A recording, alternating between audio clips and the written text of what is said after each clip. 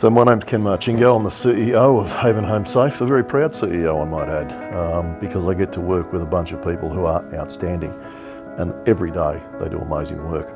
Every organisation likes to distinguish itself, but when you work with homeless people, when you work with people who are in housing crisis, we, like hundreds of other organisations around Australia and thousands of other organisations around the world, do, in essence, very similar things.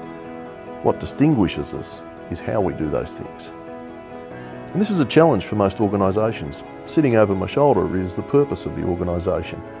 And if you looked at our purpose, you'll see that it says that in a world where homelessness and housing crisis exist, that we connect people with housing options and integrated supports so that they can find and keep a place to call home.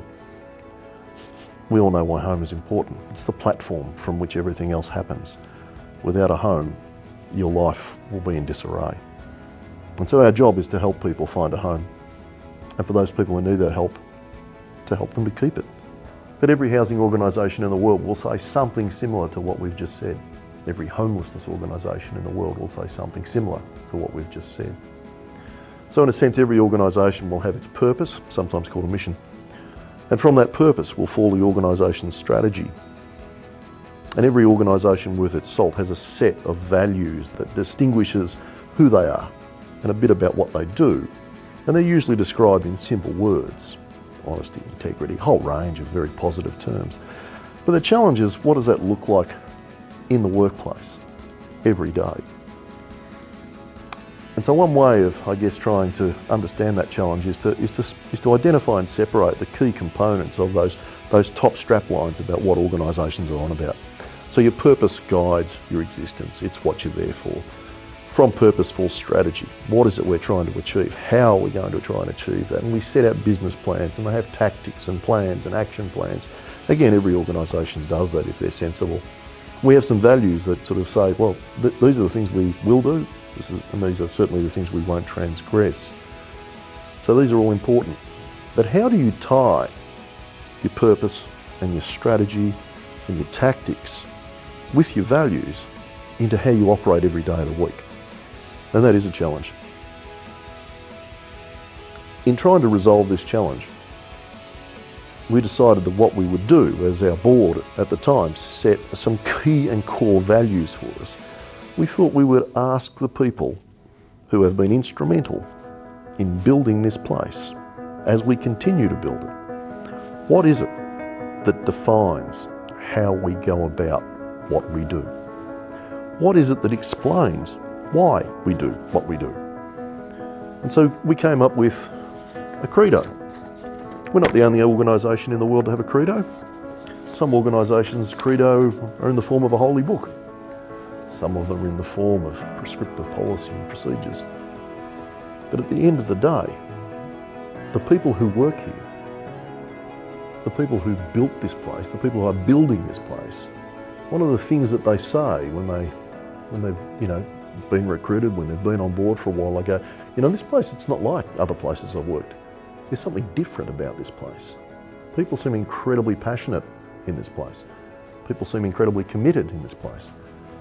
So we thought we'd do something a little bit unusual. We thought we'd ask them why. And so over a period of almost 2 years, myself and my team, we spent quite a long period of time working with different groups of staff. People who'd been here for not very long, we called them the new kids on the block. People who'd been here for about 2 years to 10 years, who were kind of the group in the middle. And this unusual group of people, we've got long-term employees in human services, at Pointy End Human Services. It's unusual to have a big core group of long-term employees in organisations that continue to perform at the top of their sector, and we do. And we call those people the Praetorians. In those three groups of people where we met numerous times, we asked them to think about, what is it that you bring to work every day? Not in terms of your lunchbox, not in terms of your mobile phone, but what are the values, what are the practices, what are the beliefs, what are the habits, and what are the behaviours that make us who we are, that set aside this group of people every day who come to work at Haven Home Safe. and do this amazing work every day. And so people wrote things down on pieces of paper, people emailed ideas, we workshopped what those words meant, and we turned them into this document, the Credo. It's our Credo. It's unique to this organisation. And it talks about what it is we're striving to achieve. It talks about why we're here.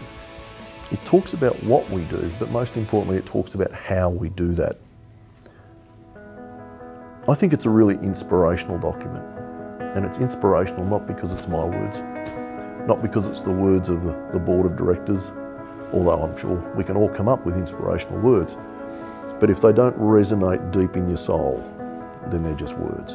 And what we've got here is a discussion that says, if you want to be part of this organisation, we can tell you what it looks like. And we can tell you what it feels like. And we can tell you how you go about it. So in a sense, what we've done is something that's usually pretty hard to do. We've captured the culture of the people that make this organisation tick. And we've documented that. And in doing that, we've got a document. It's not short.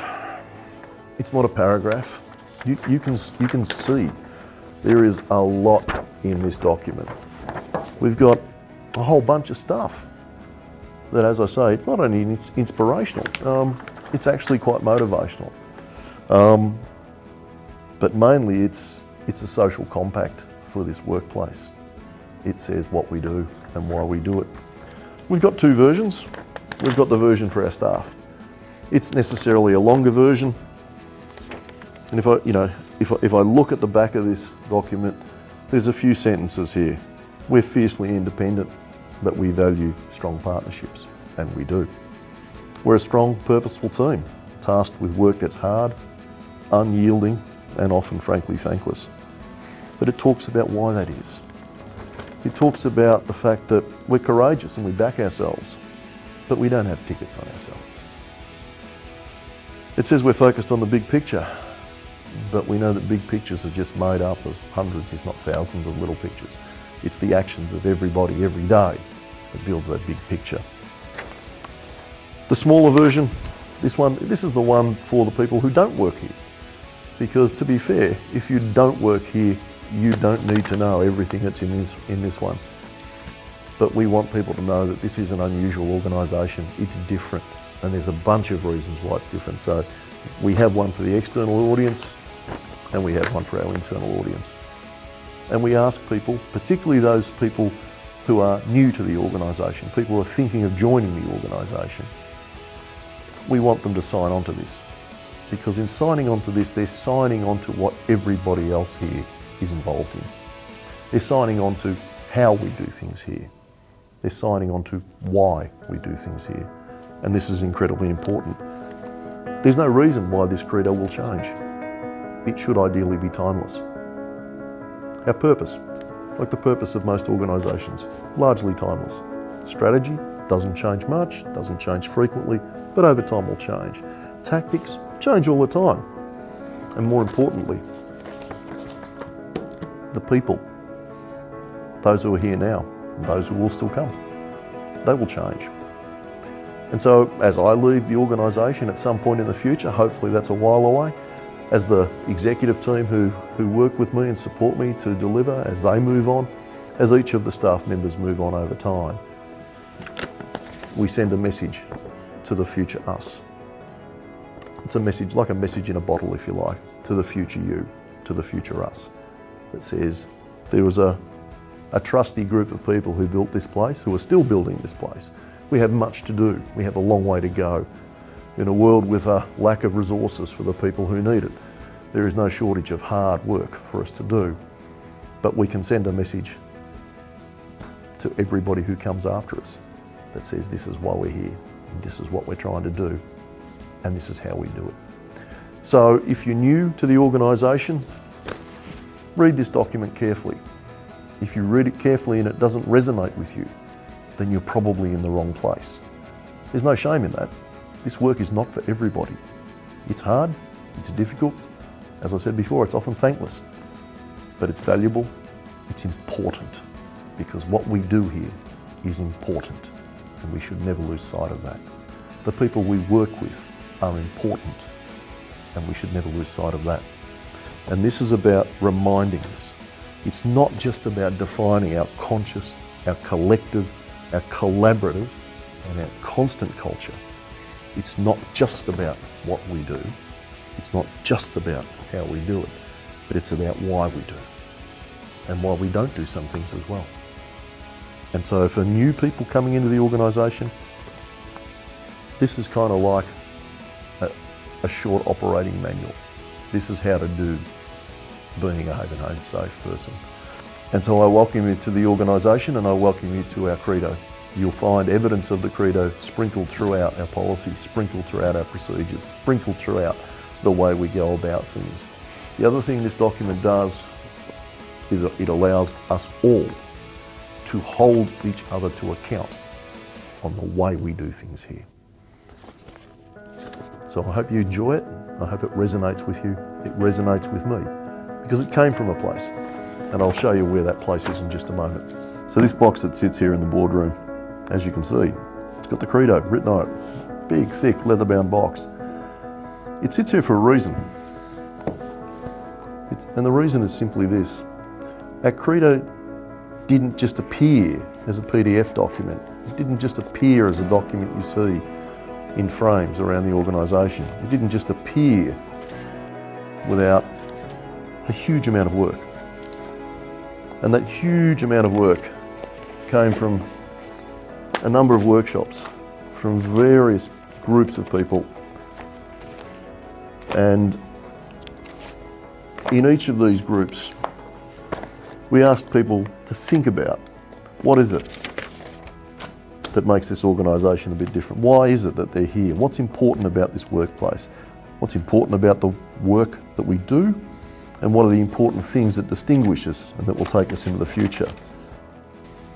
And every word, every sentence, every paragraph was taken and workshopped and put together and cut and diced and informed the drafts, the multiple drafts that we then re-workshopped with our staff, that we re-workshopped with our board, that we re-workshopped with a special group of people who also volunteered to help us come up with this tremendous document.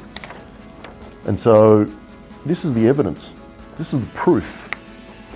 These are the enormous bodies of work really that were done by so many people that allowed us to come up with this. And it's appropriate that it sits in the boardroom because it's a piece of history for this organisation, and it's always available for anybody to come and have a look at. And I'd invite people to do that.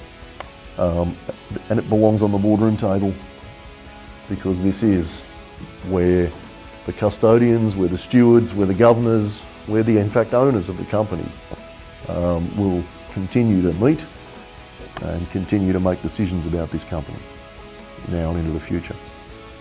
So not just for me, not just for the exec team, not just in fact for the current board, but future boards, future exec teams, future CEOs.